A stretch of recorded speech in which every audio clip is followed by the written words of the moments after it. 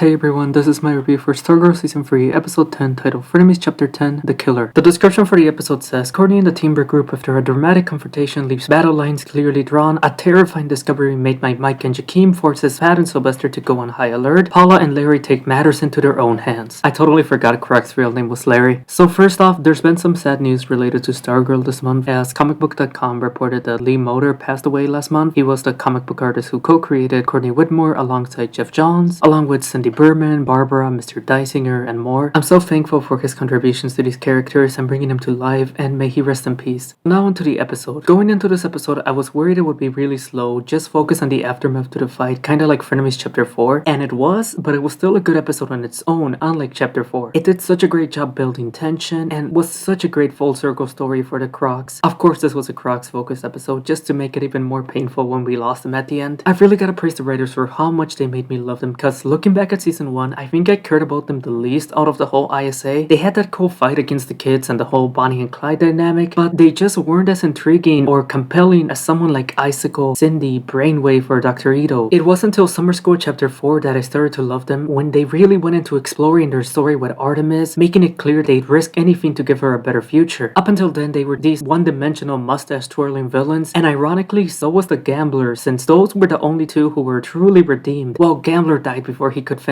but was clearly on that path. Both of them lacked that tragic backstory Cindy and Jordan had, or some motivation to join the ISA. Yeah, their actual purpose was fighting injustice by any means necessary, but until this episode, it seemed like they purely joined because of their love of being villains and their love of killing. Cindy's the same, but she was a victim, and the McKenns faced so much trauma that pushed them into that life. But for the Crocks, this was their choice. It's why I love that scene between the Crocks and the McKenns towards the end, with the Crocks trying to make them see things their way, because of the contrast between these families. Like Lily says, they know nothing. They're nothing alike. And it seems like Paula gets that, so she tries to connect through the one thing that they do understand. Their one thing in common, their love for their children. Just like Pat and Barbara did with them last season. It's a recurring theme in the show, and we finally learned that the Crocks took part in Jordan's plan, because again, they were willing to risk anything to give Artemis a better future. It makes perfect sense, and even explains how it was so much easier to redeem them. Sure, they did terrible things, but it was always because of their love for their daughter. They never lost their way like Jordan, who got so wrapped up in his hate, he caused more damage than good. The difference is the Crocks always had each other. Jordan might have been different if he never lost Christine, and that same pain from losing him is what sent Lily down that path, which is why the one way to bring her back was through her love for Cameron. It's just such a nice full circle moment with the Crocks stepping into Pat and Barbara's shoes. They finally completed their redemption, but of course it had to happen right before their death. Everything was going so well. The moment Crocks said everything's coming out Croc today, I knew they were dead. Also, the fact Paula was baking that cake at the start and Barbara finally let her train her, which wraps up their whole story this year. But what makes it so tragic is that it was their drive to always get in on the action that got them killed. They shared that with Artemis. We've seen it this season when she just always comes into the fights even though she's not invited. And Jordan knew that about them. He'd used it to his advantage before and even joked about it with his team. But now he used it against them, luring them down there so he could come rushing in like the mother from Barbarian to kill them. Their actual death was beautiful though, being placed right next to each other and then both saying I love you as their last words. But letting them do that just makes Jordan seem even more insane. Like how he was so gentle with Paula, it's like he's justifying their deaths and thinking of himself as a hero. But bringing him back was a great twist. I don't know how I'd feel if it wasn't the final season, but he works perfectly as the final villain, and this was a great reminder of what a monster he really is. The last time we saw him, we just learned his true good intentions. Then they've spent all season reminding us of the pain and trauma that his family went through, which makes him seem like one of those sympathetic villains. But no, this is the same maniac who killed Joey, who ruined Rick's life, and now he's truly lost me after killing the Crocks. The one thing I do wish we'd seen more of, even though they had amazing scenes with Pat and Barbara and even the McKenns, was more scenes between the Crocks and their daughter, and actual screen time, not just on FaceTime. I remember they went on that run at the beginning of the premiere, but other than that, I don't think they ever interacted at all this season. They could have cut some time from Mike and Jakeem and gave it to them, because honestly, I cared the least about their storyline here, which is unfortunate after I loved what they just did with Jakeem last episode. Having Cindy back was nice, and I loved it when Pat rushed to hug them at the shop, but otherwise, it felt like they were backtracking to the same problems I've had with Mike and Jakeem's writing all season. I realize this contradicts what I just said, but I wish we'd also gotten a bit more time with Rick. That scene with the chapels was great, and it made me so mad when he yelled at Bev. Just seeing Bridget's reaction, if I were her, I would have slapped him, or at least yelled at him. He doesn't speak to her daughter that way. But it's an addiction allegory, and this is sort of an intervention, although it failed, so now he goes further towards rock bottom, pushing his loved ones away. Finally, there's Camney's breakup. Courtney was rightfully sidelined again because those two took over the first half of the season, but this scene was great. But how was Courtney so naive to think that she could lean in for a hug right after she just told him she killed his father? I mean, that's always been her flaw, but it's also what's kind of fun about her. Like, she was so excited that Ultra humanites the next Eclipso because she thinks it's gonna bring them all together, even the McKenns, totally ignoring that he's the killer they've been looking for all year, and they completely hate them. I love her.